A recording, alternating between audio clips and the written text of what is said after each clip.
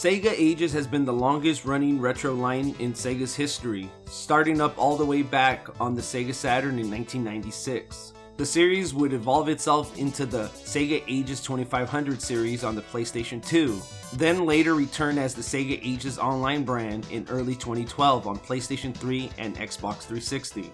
Sega would later rebrand the series as Sega 3D Classics for the Nintendo 3DS, but switched it back to Sega Ages when they launched the series on the Nintendo Switch back in 2018. Since then, Sega has announced and released 19 retro titles exclusively on the Nintendo Switch, with the latest one being Herzog Zwei, a real-time strategy game for the Sega Genesis/Mega Drive. During the announcement of Herzog Zwei, the team mentioned that the title would conclude the developer's release for Sega Ages, as they don't have plans for future releases. So I went ahead and asked you guys on the Sega Bits Twitter what Sega Ages could change to make the titles more appealing, and I feel like we're on the same page.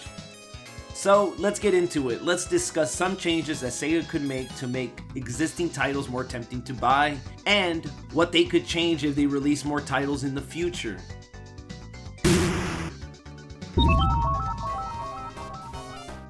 One of the cool things about these Sega Ages re-releases is that they're mostly the definitive versions of these retro titles, even going as far as adding more content. But I've noticed that the Sega Ages brand usually only seems to focus on one platform, and lately it's been the Nintendo Switch. While the Nintendo Switch is great, it's a shame that other consoles miss out on Sega Ages releases. Sega as a whole has been getting better releasing multi-platform games, with stuff like Yakuza now heading to Xbox and PC. But for some reason, the Sega Ages titles don't get the same chance. While I'm enjoying the Nintendo Switch, I really dislike how Nintendo handles its online store purchases, as it has a history of separating stores and purchases for each console and handheld they release. For example, did you invest a ton of money on retro titles on the Wii U? Well, those titles won't transfer over to the Nintendo Switch. That means if they ever make a successor to the Nintendo Switch in a few years, these purchased games might not transfer over. If Sega Ages released on the PlayStation 4, Xbox One, and PC, they would work with future hardware, as both Sony and Microsoft have promised that online purchases will carry over to next generation consoles. That means that doing work right now on porting existing Sega Ages titles to all platforms will make them future-proof for at least another decade. Just porting them on PlayStation 4, Xbox One, and Steam would put the game on the radar of 250 plus million gamers. To me, the more the better. It doesn't make sense to having them exclusive for one platform. And who knows, if these titles do well, it would be interesting to see Sega enabled crossplay between all versions, and actually allow an online community to grow on some of these games like Virtual Racing.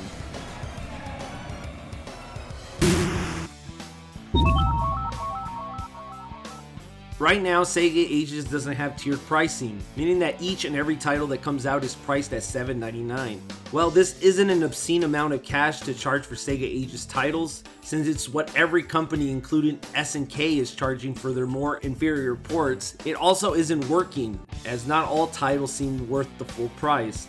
I think Sega knows that some brands are more premium than others, and have shown this when they do discounts on titles like Alex Kidd and Miracle World. They get deeper discounts than something like Outrun or Virtual Racing. It's also true that these titles are on sale often, but I think if Sega did tier pricing where more premium titles stayed at $7.99 and smaller niche titles dropped to $4.99 permanently, they could actually get more people to try some of the more unknown games. Here's how the tiers should be. My thinking is that there are different reasons why games should be priced at a higher level. For example, titles that have bigger brand awareness like Shinobi, Outrun, and Space Harrier have remained cult classics, while other games made it due to their length, like Phantasy Star, while other titles like Virtual Racing made it on here for being the only 3D title offered. While the Sonic the Hedgehog brand is huge, I thought that the first title should be priced lower in hopes that Sonic fans will be more inclined to pick up other titles, since having the ability to get 4 games for $20 seems like a more reasonable deal than only getting 2 titles for $16. I think some of you guys might disagree on some of the franchises I added on the budget side, so I'd love to hear what your tiered list is in the comments below. But let's move on to the next bit.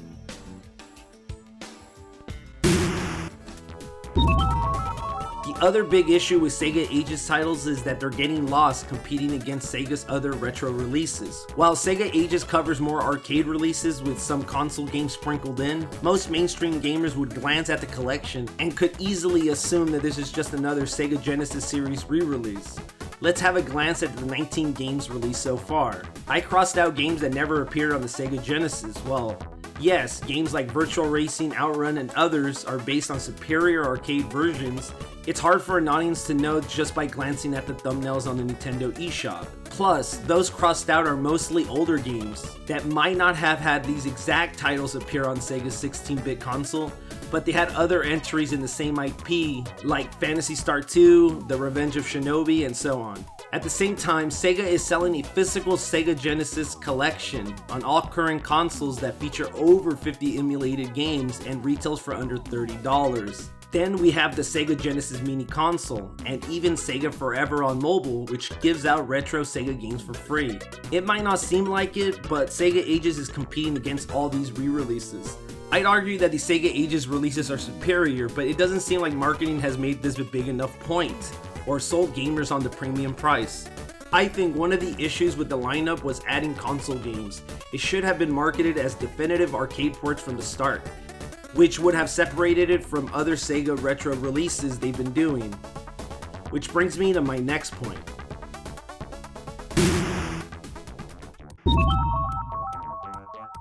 Sega has a long history of being an arcade-first company. There are plenty of arcade titles that had worldwide success, but never got definitive home releases. Having Sega focus on bringing previously arcade-exclusive titles to console for the first time would have gotten the fan base more excited than releasing another port of Alex Kidd in Miracle World. I feel like in the past, these collections had something that made them stand out. Last generation, it was the 3DS's 3D effect, and before that, it was adding online components to games for the first time. While it's true Sega is doing more of these unreleased arcade games on their Sega Astro Arcade Mini being released in Japan, having Golden Axe, Revenge of Death Adder, Arabian Fight, and Stacked Columns being released on it, I think it would be a lot more accessible worldwide for gamers if we got them through Sega Ages and the ability to finally add online play to some of these never released home arcade ports. But there's also something else Sega and developer M2 could have done to stand out from the pack.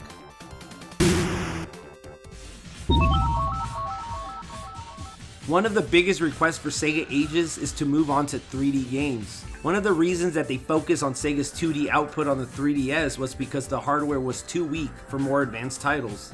People were amazed that they got 3D to work on Genesis titles like Streets of Rage, while Nintendo couldn't achieve that for their Super Nintendo releases.